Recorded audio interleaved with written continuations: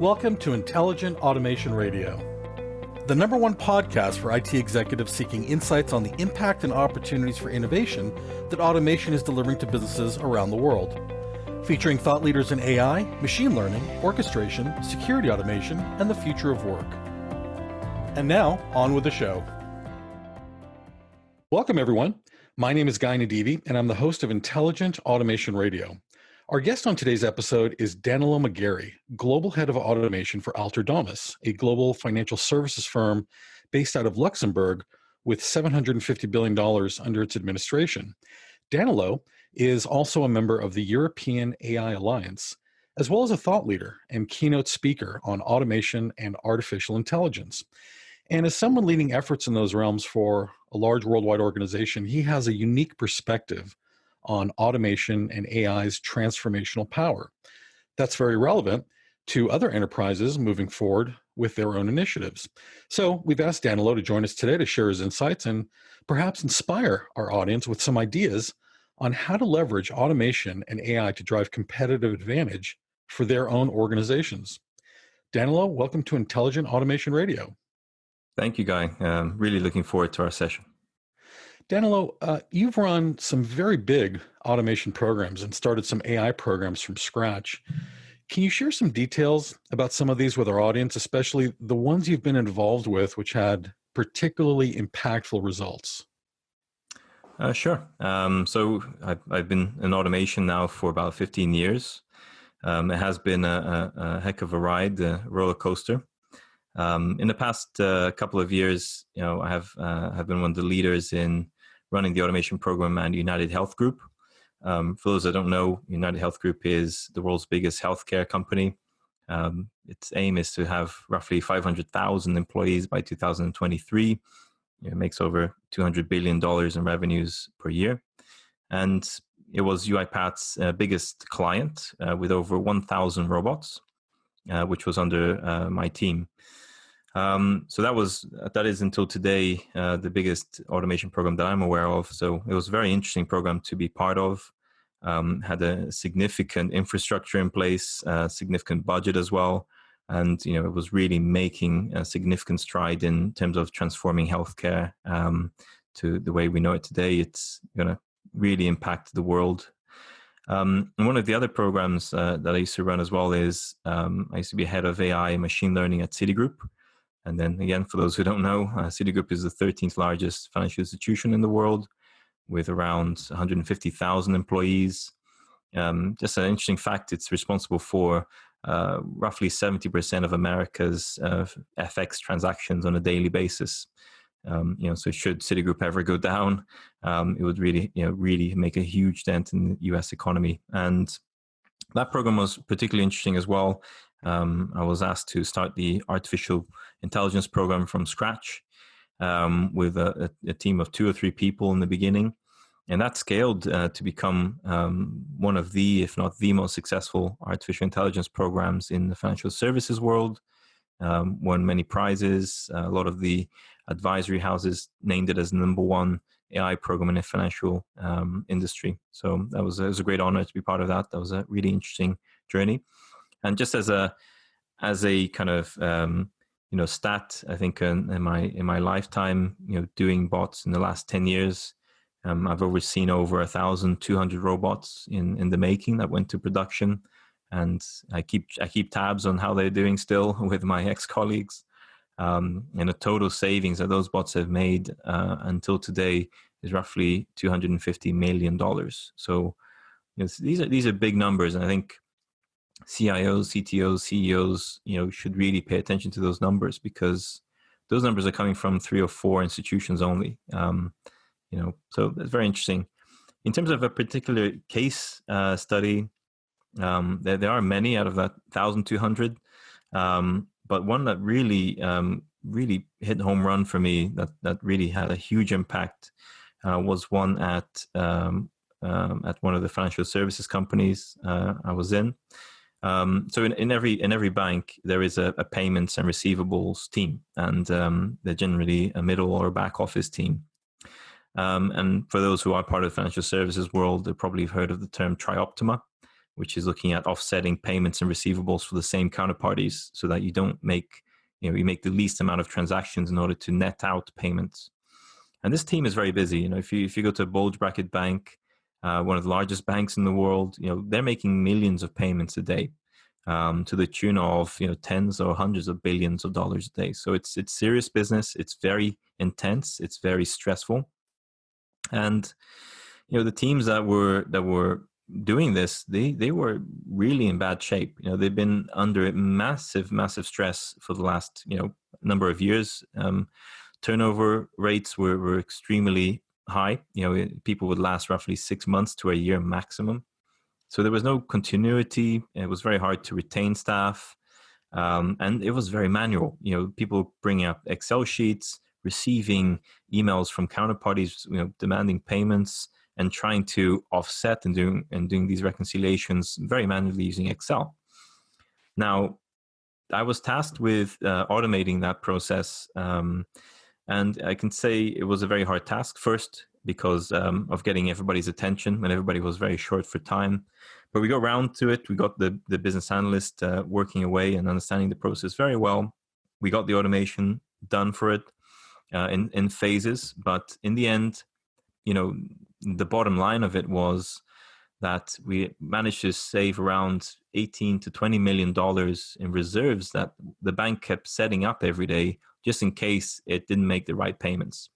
So that unleashed, roughly, $18 to $20 million in reserves back to the bank that could be used for other activities, which, as you know, can be a very lucrative thing instead of just holding up money in case you got your processes wrong.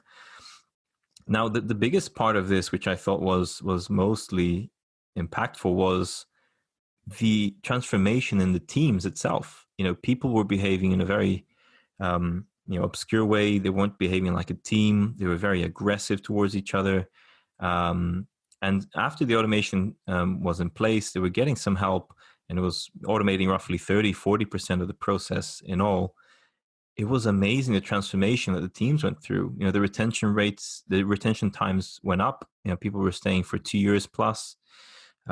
People started, having team events, and they started behaving like humans again. And that got people also talking to clients more rather than just talking through emails. They were having more phone calls. And then that really improved the relationship of that bank with its other counterparties that it would make and receive payments from. So it really, in the end, if I could take away anything out of it, which was really impactful, was that it really helped people become more human. And, it's a bit of an oxymoron. How can robots help humans become more human? But that's really the result of it. And I've always heard one of the founders of automation, Kai-Fu Lee, who was the ex-head of Google for Asia, who's now got his own venture capitalist firm investing in AI. He always said and predicted that automation would make people more human. And I never quite understood it until that use case came about and I saw it in my own eyes. Interesting. It reminds me of the statement. I wish I could remember who quoted it, but who coined it. But it's something about automation can take the robot out of the human. And it sounds like that's what you're referring to, really. Exactly.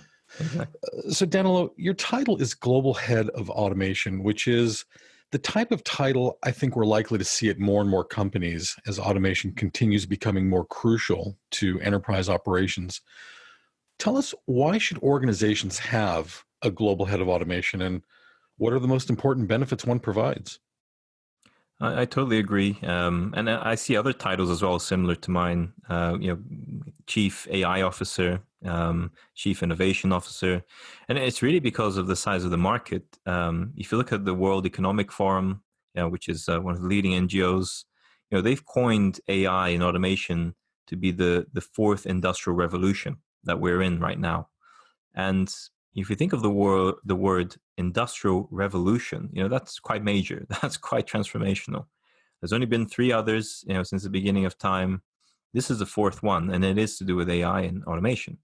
So that already, gives you a good indication that this is important, and that companies, governments, should be really paying attention to this. And if you look at stats, from leading advisory companies like PwC, McKinsey, they're all estimating that AI and automation is going to bring roughly anything between $9 to $15.7 trillion in terms of economic growth by 2030. So these are huge numbers. We're not talking billions, we're talking trillions, and it's double digits. So given that there is so much out there for companies to grab, there's so many savings for them to make, new opportunities, new revenues, streams that they could be generating. This has really brought the attention of CEOs, CTOs, CIOs, because they've had to create these positions in order to go after those market opportunities. And just in my career, and some things I've achieved as well, and I've seen others achieve, almost any company, roughly 30% of any company can be automated. And that's quite a huge chunk of a company. Let's say a company has an operating expenditure of roughly $100 million a year. That's a $30 million save every year. That's very significant. So given all of that, given the tremendous opportunities in the market, the size of the market, and the fact that it really gives you a significant competitive advantage, most companies have had no choice but to take this seriously and create positions and create teams in order to grab a piece of that pie. Okay, now just to follow up on taking it seriously, on a recent podcast, you stated that automation and AI have become, excuse me, top 5 objectives over the last 2 years among blue chip companies. So what do you think are the likely outcomes for enterprises that don't prioritize automation and AI that highly and don't take it seriously?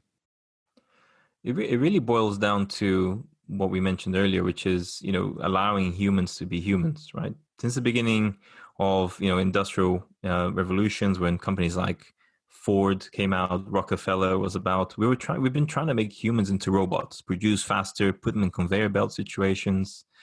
But really, we're not built for that. Biologically, physiologically, it just doesn't work. So let's say you had a company who had 30% of its tasks being performed by robots, and another company who didn't have any robots.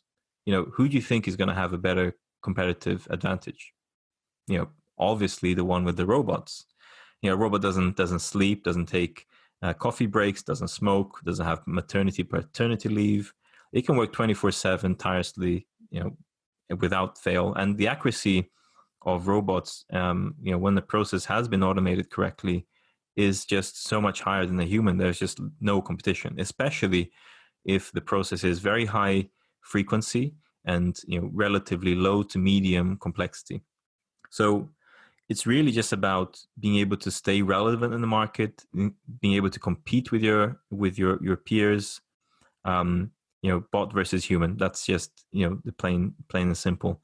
The other thing as well, that why it's come to light, especially now during this COVID-19 situation, is companies that had robots during this BCP mode that everybody's in, business continuity planning, they're doing a lot better than companies that didn't have robots. Companies who had to send their workers home to work from home, they're all scavenging, trying to get their RSA tokens working, trying to get the hardware working, trying to log in. Citrix isn't working. But behind the scenes, the robots are working fine because they're installed in the service.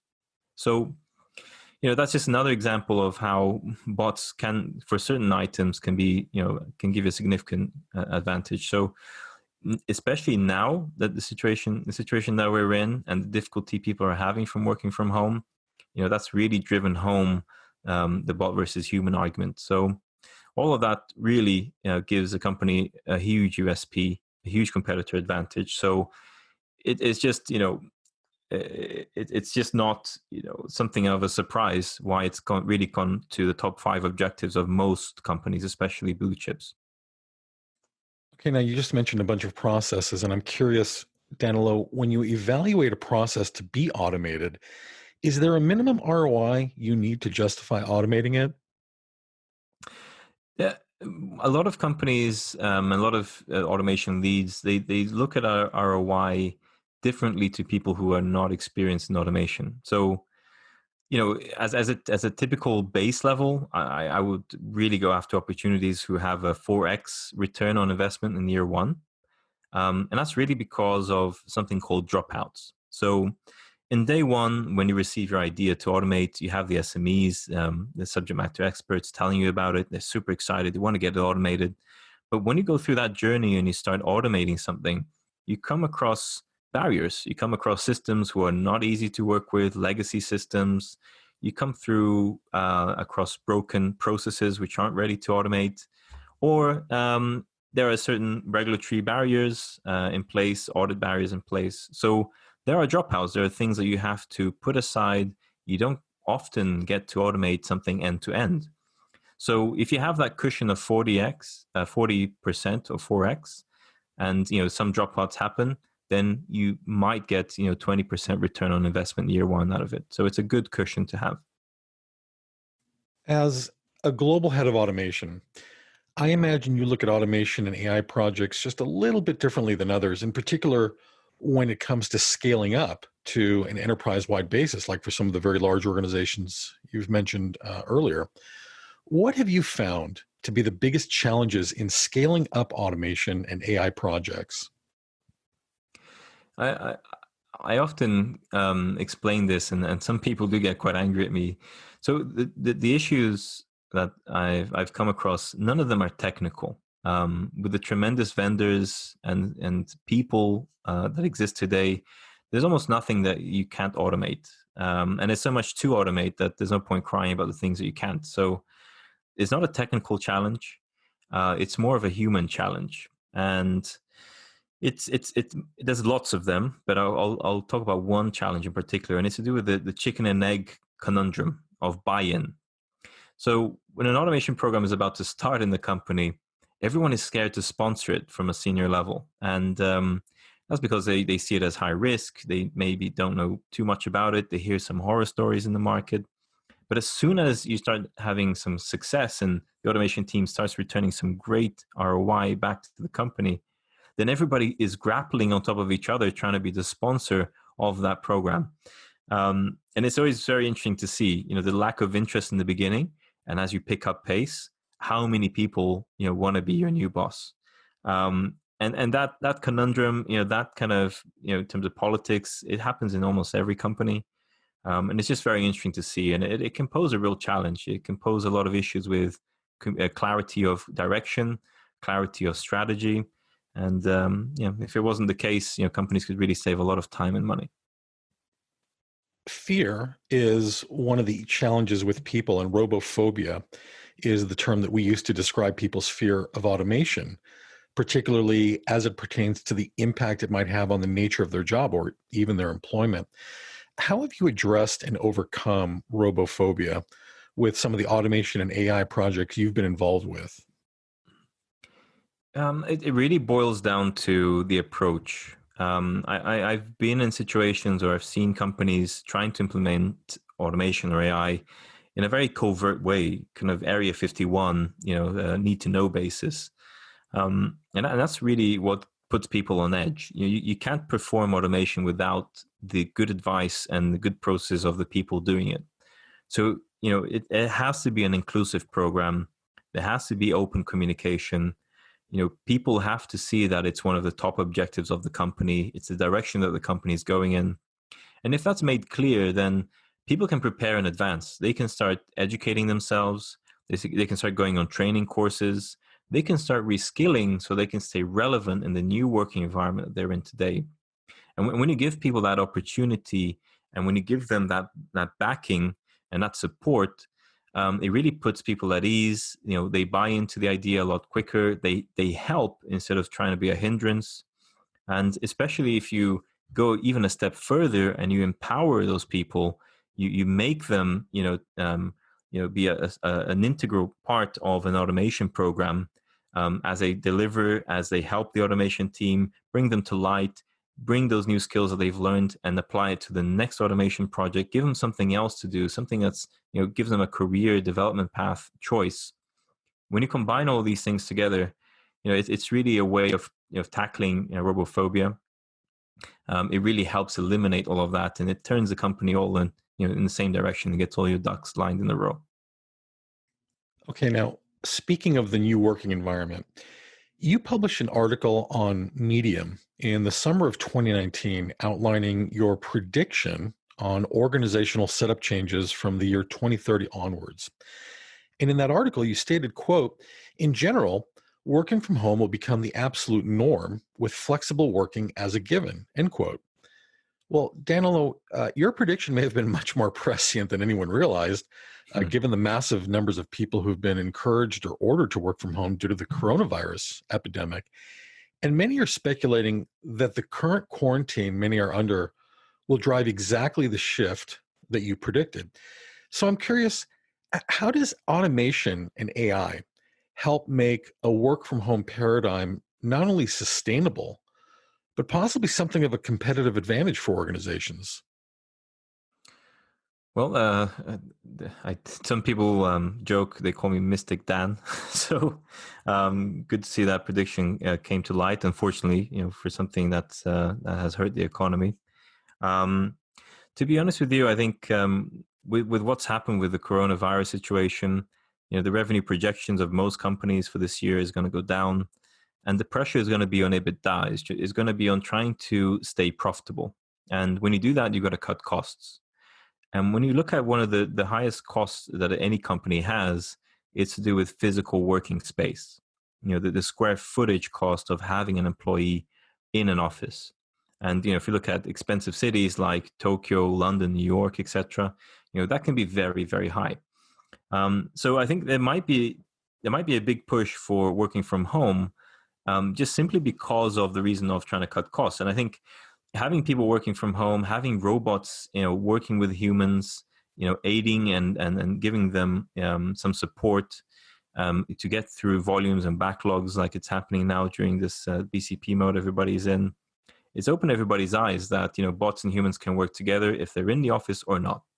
And projects can be carried out whether people are in the office or not. So, given the pressures to cut costs, given the enlightenment that companies have had that working from home is almost as effective or even if not more effective than being in an office, I think all of that's going to create a transformational change in the way that we work going forward. And I hope it sticks, because given in the way that our societies are built and the way companies are integrated into our personal lives, there really is no need to be in an office all the time. So let's see what happens, but I think it's really going to stick, and I think the new norm is going to be working from home.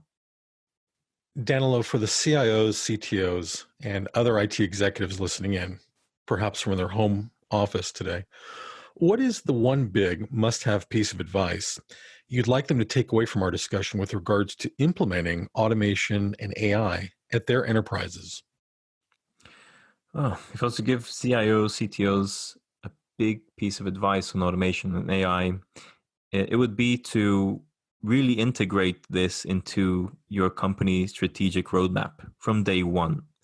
A lot of companies go through POCs first, and they try to understand it a little bit more. But look around you.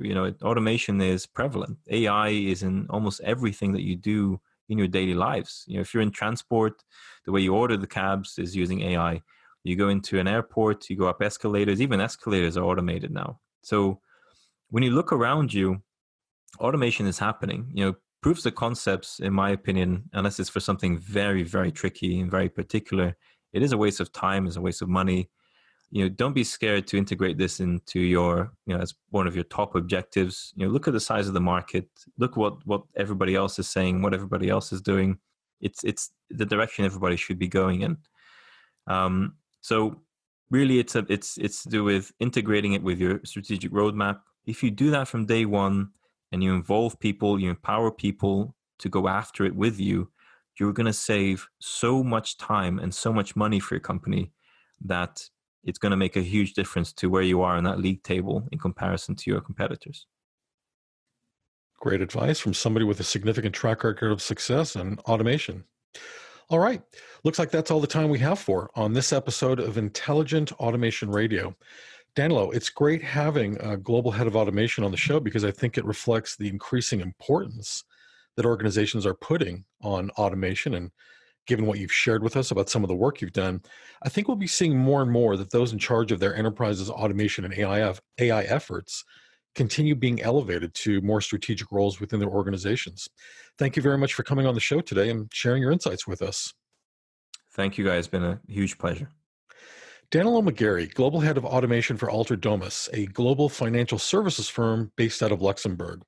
Thank you for listening, everyone, and remember, don't hesitate, automate. Thank you so much for listening today. Please subscribe to our podcast on iTunes, SoundCloud, Spotify, or anywhere else you listen to podcasts. We publish new shows regularly, and you won't want to miss one. And please remember to give us a rating. It helps others find the show. Intelligent Automation Radio is sponsored by Ayehu, the leader in intelligent automation solutions for IT and cybersecurity. You can get more information about Ayehu by visiting our website at ayehu.com. That's AYEHU.com. Ayehu, creating the successful path to the self-driving enterprise.